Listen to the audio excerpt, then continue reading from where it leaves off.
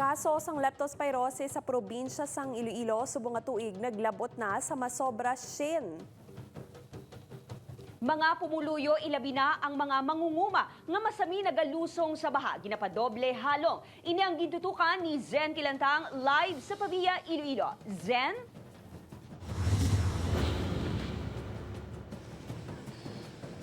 Kate Eileen, sa bulan ng sang Hunyo nadugangan sang 3 ang napatay sa leptospirosis sa probinsya sang Iloilo gani ginapaaligmat ang publiko subong nga tigululan.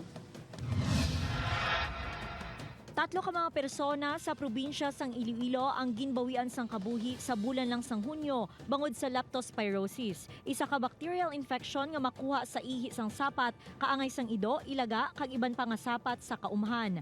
Sa datos sang Iloilo Provincial Health Office, halin January 1 tubtub July 1, 2023, 5 na ang napatay bangod sa leptospirosis sa probinsya. First death naton for month of June sa Balasan, napatay sa June 4. Second naton nga death was June 19 no sa Banwa naman na isang kabatuan na 20-year-old, and ang aton nga third nga patay amuning sa 39-year-old no sa Leon no. All of the above no mention nga mga napatay mga lalaki, tanan lalaki kag puro farmers. Naglabot na sa 113 ang kaso sa diin 104 diri ang mga lalaki kag 9 ang babayi. Sunod sa Iloilo PHO, may pinakadako nga risgo sa pamalatian ang mga mangunguma gani ginapaaligmat ang mga ini. Ilabi na nga maeksperiensyahan kun kaisa ang pag-ulan-ulan. Awagan naton sa aton nga mga farmers, especially mga farmers no, kag sinuman no, mga nga may ara history nga nagalusong sa tubig baha o kun sa farm kilayon nga magpakonsulta kung mag-develop sang fever, pero hindi na pagulaton.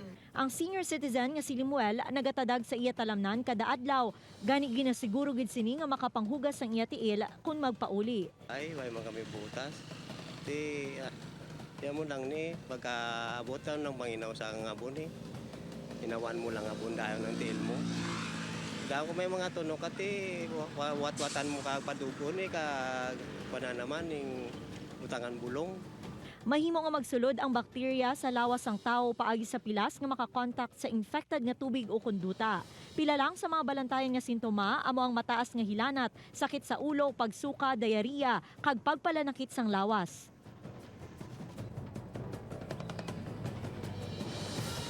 Kate, dugang pa sang Iloilo PHO malikawan ang balatian kung magsuksok sang panagang sa lawas kapareho sang botas kagilayon nga mag-inom sang bulong antes kag pagkatapos sang potential exposure. Kate? Madamo nga salamat, Zen Kilantang.